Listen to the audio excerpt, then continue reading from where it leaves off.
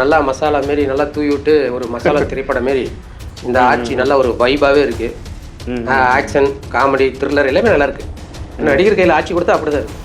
இன்னையில் உங்கள் வீட்டுக்கு ஸ்வீட் செய்யாதீங்கன்னு.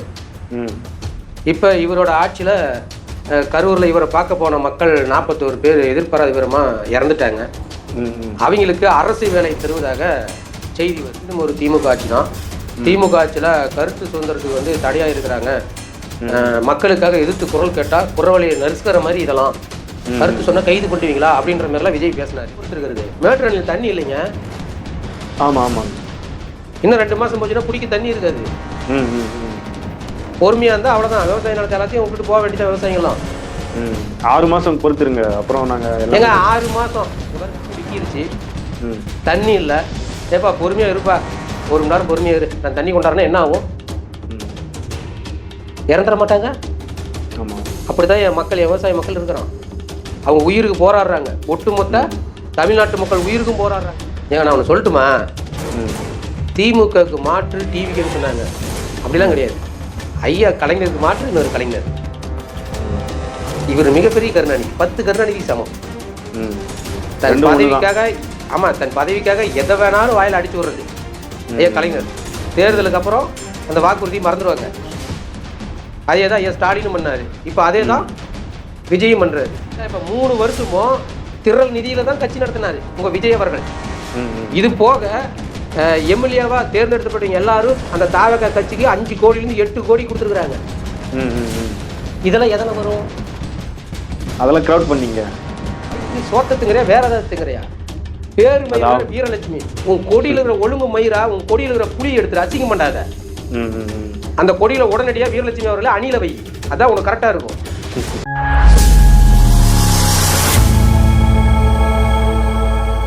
வணக்கம் பிரபு. வணக்கம் பாலா, எப்படி இருக்கீங்க? நல்லா இருக்கேன். ரொம்ப நாள் ஆச்சு உங்ககிட்ட பேசி. நிறைய ட்விஸ்ட் அண்ட் டர்ன்ஸ் நடந்திருக்கு. படத்தில் கூட இப்படி நடக்குமான்னு தெரியல. எப்படி இருக்கு? நல்லா மசாலா மாரி நல்லா தூவி விட்டு ஒரு மசாலா திரைப்படம் மாரி இந்த ஆட்சி நல்ல ஒரு வைபாகவே இருக்கு. ஆக்ஷன், காமெடி, த்ரில்லர் எல்லாமே நல்லா இருக்கு. நடிகர் கையில் ஆட்சி கொடுத்தா அப்படி தான் இருக்கும். அப்புறம் வந்து ஊரா வீட்டு நெய்யில் ஸ்வீட் செய்யாதீங்க சிஎம் சார் அப்படின்னு நம்ம விஜய் அவர்கள் வந்து தேர்தலுக்கு முன்னாடி சொல்லியிருந்தாரு. ஆமாம். இப்போ அவரே வந்து ஊரா வீட்டு நெய்யில் ஸ்வீட் செஞ்சிருக்காரு அப்படின்னு நீங்கள் ஒரு காணொலி பேசுறீங்க. என்ன காரணம்? அவர் தேர்தலின் போது திமுகவை பற்றி சொல்லியிருந்தாரு.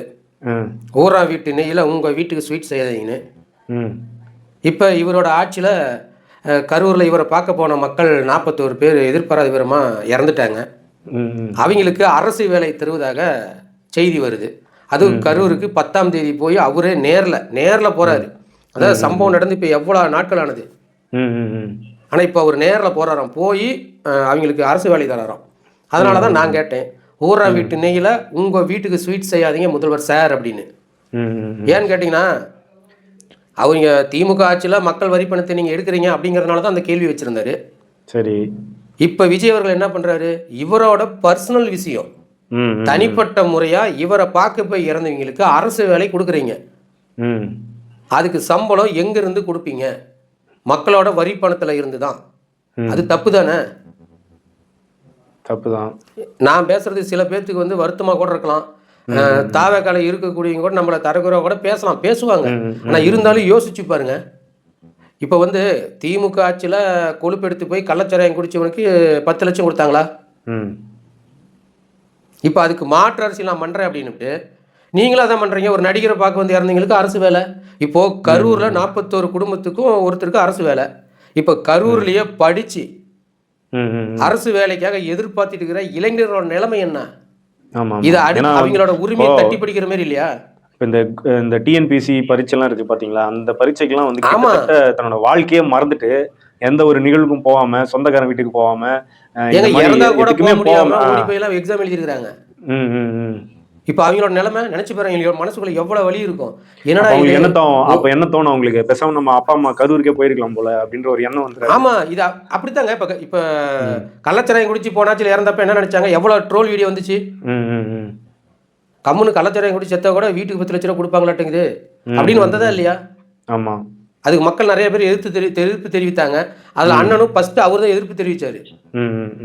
நீங்கள் குடிக்கிறவங்க வந்து இது வந்து ஊக்குவிக்கிற மாதிரி இருக்குது, இது தவறு, முற்றிலும் தவறான செயல்னு சொன்னார்.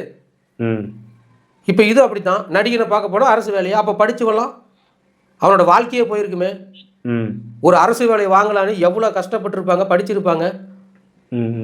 இது மிகப்பெரிய ஊழல் தானே. உங்களோட பர்சனல் விஷயத்துக்காக அரசு வேலையை கொடுப்பது தப்பா இல்லையா? இது முதல் ஊழல். நாம கேள்வி கேட்குறோம். கேள்வி கேட்டால் என்ன பண்ணுவாங்க? காவல்துறை விட்டு மிரட்டுவாங்களா, கைது பண்ணுவாங்களா?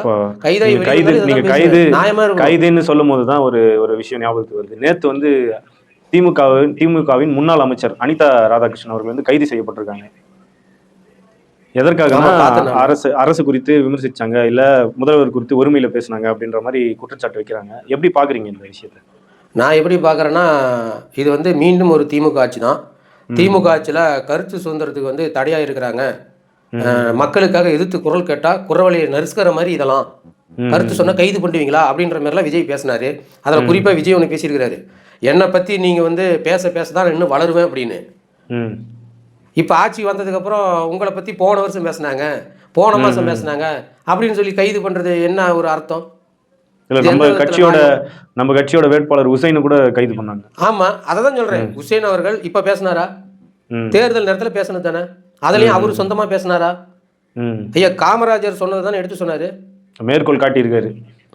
அப்போ ஐயா காமராஜர் கைது பண்ணுவீங்களா உயிரோட இருந்தா?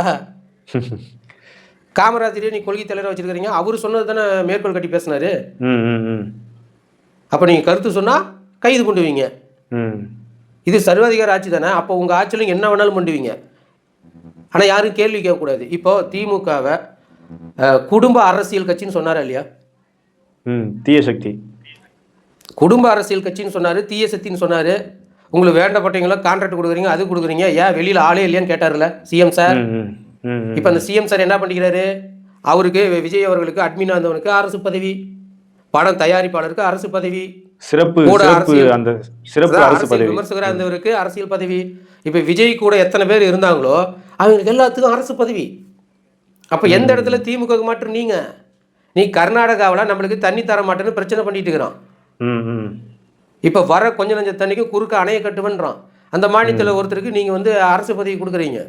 இல்லைங்க, அந்த மாநிலத்திலேருந்து ஒருத்தர் கொடுத்தாதான் வந்து அவங்க போய் பேசுறதுக்கு சரியா இருக்கும் அப்படின்னு கொடுத்துருப்பாங்க. அப்போ வந்து அணை வந்து கட்ட மாட்டாங்க. ஓகேவா? அவருக்கு வந்து கன்னட மொழி வந்து நல்லா பேச தெரியும், அதனால ஈஸியா சீதாராமையாவை கன்வின்ஸ் பண்ணிட முடியும் அப்படின்றதுனால. புரியுது. இப்போ உடனடியாக பேசி என்ன பண்றீங்க? கர்நாடகா சார்ந்த ஒருத்தருக்கு நீங்க அரசு பதவி கொடுத்துட்டீங்க. இப்போ நீங்க என்ன பண்றீங்க? உடனடியாக அவர்கிட்ட சொல்லி எங்களோட விவசாயத்துக்கு மேட்டூர் அணைக்கு தண்ணி திறக்க சொல்லுங்க, கர்நாடகா வந்து தண்ணி அனுப்புங்க. எங்க விவசாயி தண்ணி இல்லைன்னு போராட்டம் பண்றாங்கல்ல, அவருக்கு தண்ணி திறந்து விடுங்க. எங்க அமைச்சர் ஒன்று சொன்னார், கேட்டீங்களா? சொல்லுங்க. ஏங்க, அவர் வந்து கர்நாடகாலாம் கிடையாதுங்க, அவர் ஆந்திராங்க. நீங்க தவறான தகவல் பரப்புறீங்க. இப்போ ஆந்திரானாலும் தூக்கி கொடுத்துருவீங்க. இப்போ அவரோட தொழில் எங்க செய்யறாரு? அவர் சொத்துல எங்க இருக்குது? கர்நாடகால தான். அப்புறம் கர்நாடகா மண்ணெல்லாம் தொழில் செய்கிறோம், நாங்கள் அங்கே தான் குடியிருக்கிறோம். அப்போ அந்த மண்ணுக்கு எதிராக அவர் செய்வாரா? எங்க ஒரு அறிக்கையை கூட சொல்லு, கர்நாடகா காவிரி குறுக்கே அணை கட்டக்கூடாது, மேட்டூர் அணைக்கு தண்ணி இல்லை, விவசாயத்துக்கு எங்களால் தண்ணி திறக்க முடியல, உடனடியாக கர்நாடக அரசு தண்ணி திறந்து விடணும் சொல்லுங்க. அவர் ஆந்திராக்காரர் தானே,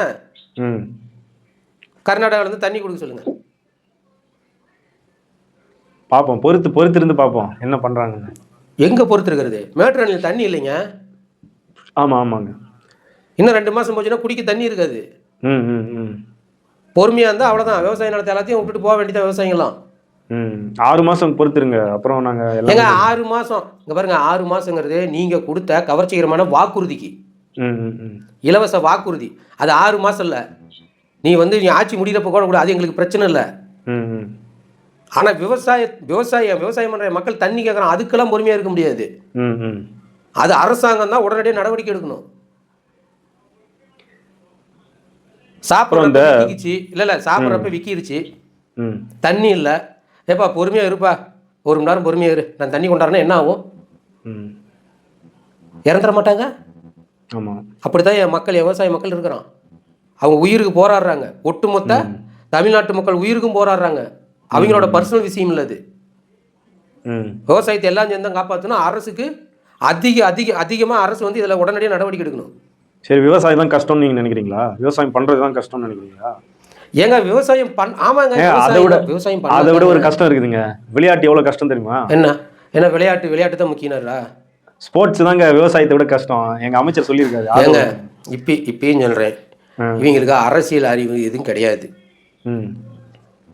இவங்க அரசியல் அறிவு எதுவும் கிடையாது. வாய்க்கு வந்ததெல்லாம் ஆதவர்ஜனை எதனாலும் பேசிட்டு போகலாம். சரி, விளையாட்டு தான் முக்கியம். 24 மணி நேரம் கிரவுண்டில் விளையாடிட்டே இருக்க சொல்லுங்க, சாப்பாட்டில் கை வைக்க வேண்டாம். விளையாடுறவன் சாப்பிட்டாதாங்க தெம்ப போய் விளையாட முடியும். இல்லைங்க, எங்க அமைச்சர் சொல்றாருன்னா அது ஆய்வு பண்ணாமையாங்க சொல்லியிருப்பாரு. என்னங்க ஆய்வு புரியலைங்க எனக்கு. இப்பதான் சொல்றேன் நானும்.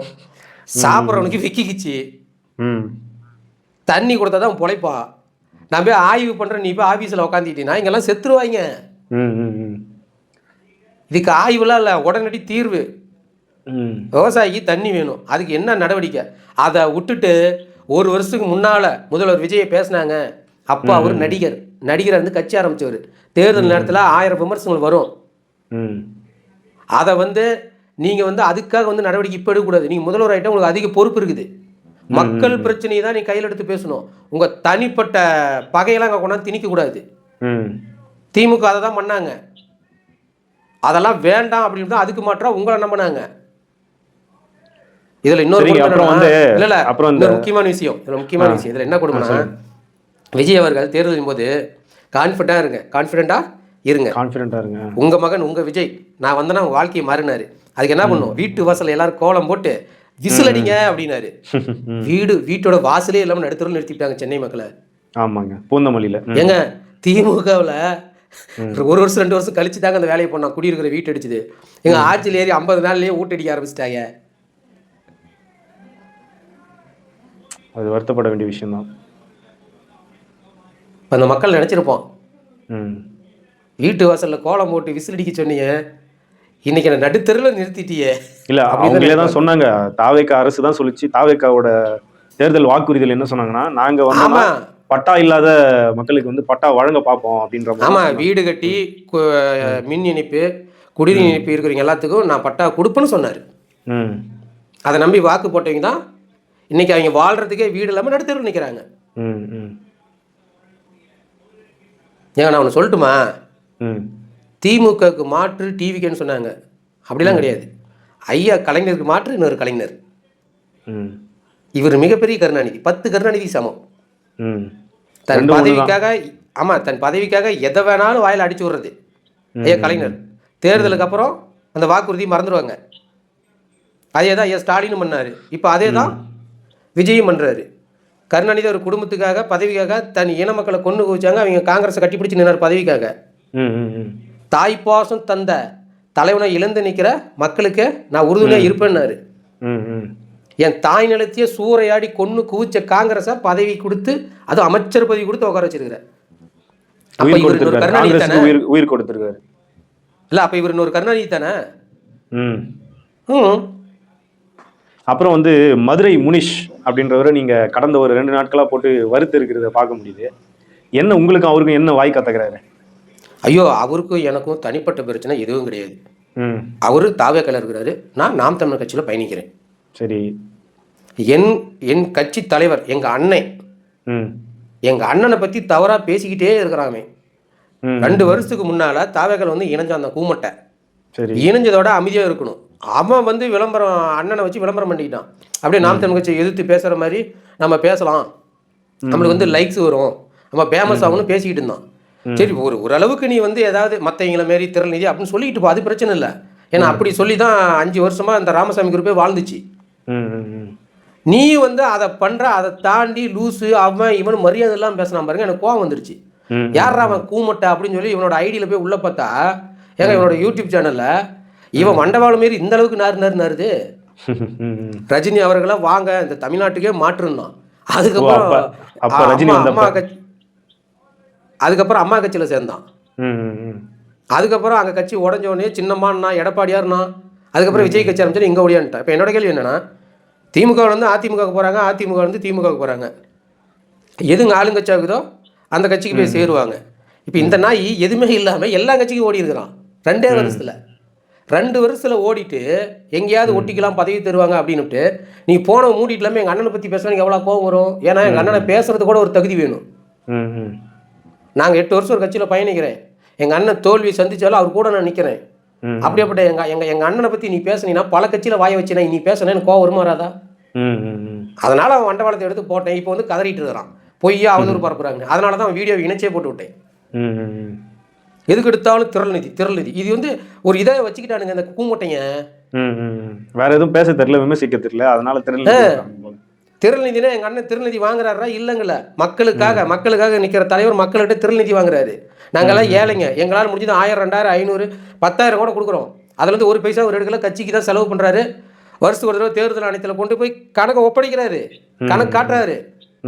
ஆனா விஜய் அவர்கள் திரள் நிதி வாங்கியிருக்கிறாரு லட்சக்கணக்கில், 20 லட்சம் 30 லட்சம் 40 லட்சம். இதெல்லாம் ஏன்டா எவனுமே பேச மாட்டேங்கிறீங்க? ஏன்டா எச்ச பசங்களா? கோடி கணக்கில் வாங்க என்ன அது திரள் நிதி இல்லையா? கட்சி அவங்களுக்கு வந்து அது வந்து கிரவுட் ஃபண்டிங் அப்படின்னு சொல்றாங்க. ஏங்க என்னங்க இது? இல்லங்க, அது ரெண்டுமே ஒண்ணுதான்றது அவங்களுக்கு புரியும். அவங்க ரெண்டுமே ஒண்ணுதான்றது அவங்களுக்கு தெரியாது. இங்கிலீஷ்ல இருக்கிறதுனால தமிழ்ல என்ன? தமிழ்ல திரள் நிதி தான். அந்த கூமுட்டை அப்புறம் அவன் கூமுட்டை தான். அண்ணன் கார் வாங்கிட்டார். சரி, கார் வாங்கிட்டார். ஏதாவது கேஸ் இருக்குதா அவர் மேல? காருக்கு மேல ஏதாவது வரி கட்டல ஏதாவது இருக்குதா? ஏதாவது பணம் கையாடல் பண்ணிட்டாரு ஏதாவது இருக்குதா? உங்க முதலமைச்சர் விஜய் கார் வாங்கி வரி கட்டாம கோர்ட்டு ஏறிட்டு இருந்தாரு. ஆமா. ஏன் அதெல்லாம் உங்களுக்கு தெரியாதுங்க. அவங்களுக்கு தெரிஞ்சது என்னன்னா, எங்கேருந்தோ காசு வருது, அதுல சீமான் வந்து ஆடம்பரமா நீதிபதி அவர்கள் இவர் கார் வாங்கி வரி கட்டாம இவர் வழக்குக்கு அவர் என்ன சொன்னாரு? படத்துல ஹீரோவா நடிச்சா மட்டும் போதாது, ரியல் லைஃப்லயும் ஹீரோவா இருந்து கத்துக்காங்க விஜய் அப்படின்னு சொன்னாங்க. இதெல்லாம் தெரியுமா உங்களுக்கு? அதெல்லாம் பார்க்க மாட்டாங்க அவங்க தெரிஞ்சதெல்லாம் ரீல்ஸ், வைப், டான்ஸ், அவ்வளவுதான். அண்ணன் எங்க தளபதி சொந்தமா சம்பாரிச்சு உழைச்சி கட்சி நடத்துறாரு. அவரோட சொத்து மதிப்புல இருந்து 1% தான் கட்சிக்கு செலவு பண்ணிருக்கிறாரு. ஆமா. மீதி எல்லாமே ஃபண்டிங் தான். இப்ப 3 வருஷமும் திரள் நிதியில தான் கட்சி நடத்தினாரு உங்க விஜய் அவர்கள். இது போக எம்எல்ஏவா தேர்ந்தெடுக்கப்பட்டவங்க எல்லாரும் அந்த தாவக கட்சிக்கு 5 கோடியிலிருந்து 8 கோடி கொடுத்துருக்காங்க. இதெல்லாம் எதனா வரும்? அதெல்லாம் கிரவுட் ஃபண்டிங்க. இவனுங்க ஒரு கூமட்டிங்க கிரவுட் ஃபண்டிங். ஏங்க உண்மையாலுமே இவனுங்க வட்டி கட்டண தவிட்டு தற்குறீங்க. இவனுக்கு எந்த பேசிக் அறிவே கிடையாது. இப்போ அரசு வேலையை கொடுக்குறாங்க, நடிகர் விஜயை பார்க்க போய் இறந்த அந்த குடும்பத்துக்கு ஒருத்தருக்கு அரசு வேலை கொடுக்குறாங்க. ஓராம் வீட்டினையில் உங்கள் வீட்டுக்கு ஸ்வீட் செய்கிறீங்களா விஜய் சார்? நான் கேள்வி கேட்டிருந்தேன், ஒரு காணொலி பதிவு போட்டிருந்தேன். அதில் ஒரு கூமட்டை ஒரு தற்குறி கீழே வந்து சொல்கிறான், மக்களுக்கு தான்டா கொடுக்குறாரு அப்படிங்கிறோம். மக்களுக்கு வேலை தர்றது தப்பு இல்லை, அது மக்கள் வந்து ஒரு என் நாட்டுக்கு எதிராக ஒரு திட்டத்தை கொண்டாடுறாங்க, அதுக்காக போராடி அங்கே இறந்துட்டாங்கன்னா நீ அரசு வேலை கொடு. தனிப்பட்ட முறையாக ஒரு நடிகனை பார்க்க போய் இறந்தவனுக்கு எப்படா அரசு வேலைக்கு கொடுப்பீங்க? ஒரு பெண் காணொலி போட்டு அப்படியே மனசுல வந்து பேசுறாங்க. பொதுவானவங்க எந்த கட்சி சார்பும் கிடையாது. அந்த பொண்ணோட வீடியோ அனுப்புறேன், அதை இணைச்சு போடுங்க. இதில் அவங்க சொல்றாங்க, நாங்கள் எவ்வளோ கஷ்டப்பட்டு எக்ஸாம் எழுதி அரசு வேலைக்காக காத்திருக்கிறோம், உங்களை பார்க்க வந்து இறந்ததுக்காக அந்த அரசு வேலை தூக்கி கொடுக்கலாமா? இது தப்பு தானே? நான் எந்த கட்சி சார்ந்தையும் கிடையாதுங்க, எங்க அரசு வேலை ஒரு கனவு அப்படின்னு சொல்லி பதிவு போட்டிருக்கிறாங்க. அவங்க இவ்வளவு கஷ்டத்தோட இந்த காணொலி பதிவு பண்றாங்க.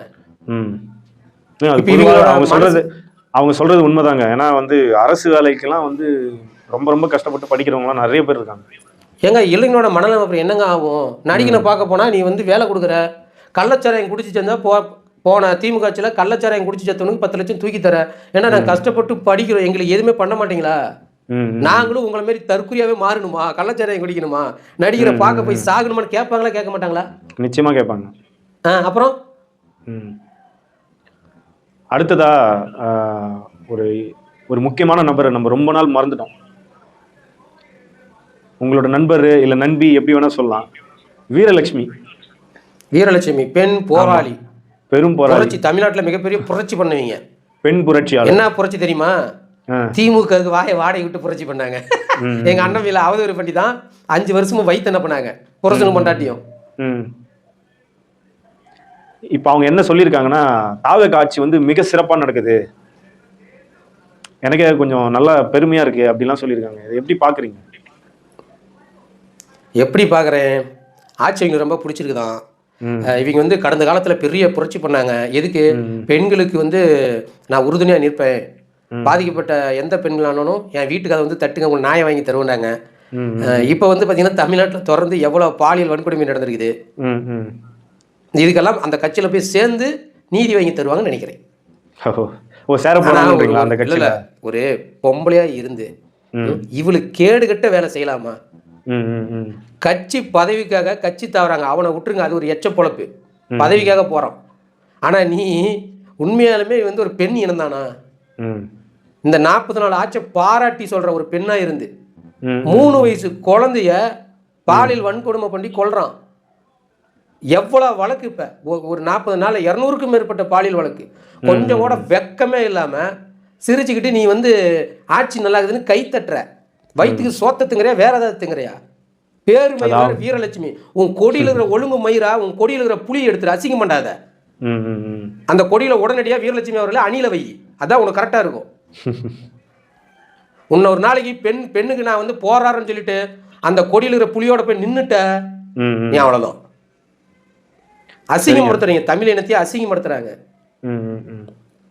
என்ன அதெல்லாம் ஒரு மானங்கட்ட பொழப்பு? என்ன எனக்கு புரியல. இப்ப எல்லாரும் கட்சியிலேருந்து போறானுங்க, என்னடா அந்த ஆட்சி நல்லா இருக்குது, டேய் 40 நாள் என்னடா பார்த்தீங்க, ஏதாவது ஒன்று சொல்லி தொலைங்கடா. ஏதாவது பொறுப்போ பதவியோ கொடுப்பாங்க. ஐயோ போறவன் போய் சேருட்டுங்க, அது பிரச்சனை இல்லைங்க. அவனுக்கு சொல்ற பதில் தாங்க காமெடியா இருக்குது.